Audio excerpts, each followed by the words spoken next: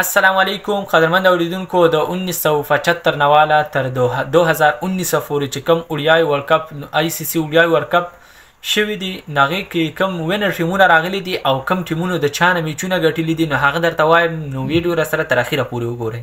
قدرمند اوریدونکو آی سی سی اوډیای ورلد کپ کوم چې په 50 اورونو باندې مشتمل وي او په دې کې تقریبا 12 ټیمونه حصه اخلي. کوم چې په دنیا کې ټول نه غټ ورلد کپ دی او غټ ټیمونه پکې حصه اخلي او دا ورلد کپ تقریبا هر 4 کاله بعد کیږي او په دې ورلد کپ کې پاکستان، انډیا، افغانستان، ناتلند، نیوزیلند، انګلند، استرالیا داسې ډېر ګڼ شمېر ټیمونه پکې حصه اخلي. قدرمند اوریدونکو اوس راځو د وینر ټیمونو طرف ته. کوم چې د 1975 نه والا تر 2019 پورې کوم ټیمونو فاینل ګټلي دي نو هغه درته وایم.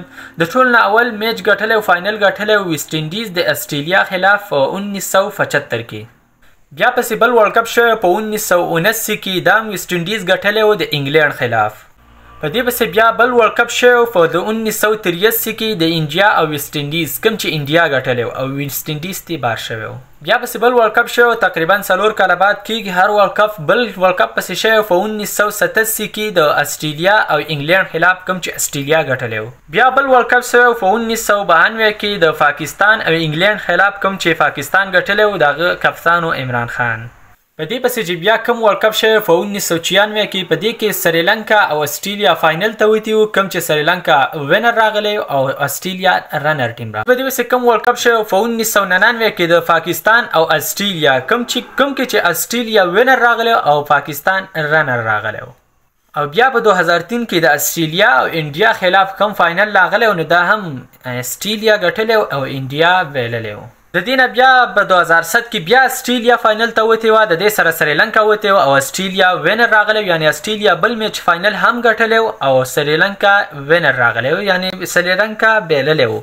د دې نه بعد په 2011 کې چې کوم ورلد کپ شوی د انډیا او سریلانکا خلاف کوم چې انډیا وینر راغلی او انډیا فاینل ګټلی او سریلانکا بایللی و. په 2015 کې د استرالیا او نیوزیلند کوم چې فاینل ته وتی وو نو په دغه کې استرالیا فاینل ګټلی وینر راغلی او نیوزیلند رنر ټیم راغلی او بیا په 2019 کې د انګلند او نیوزیلند خلاف فاینل میچ شوی او کوم کې چې انګلند وینر راغلی او نیوزیلند رنر راغلی او کوم کې چې پاکستان او نیوزیلند سیمی فاینل ته وتی او نیوزیلند پاکستان ته ماتې ورکړل او فاینل ته لاړو. هغه کې د انګلند او نیوزیلند فاینل وشو او انګلند پکې خپل وینر ټیم رالی او انګلند وینر ټیم رالی او نیوزیلند رنر ټیم رالی.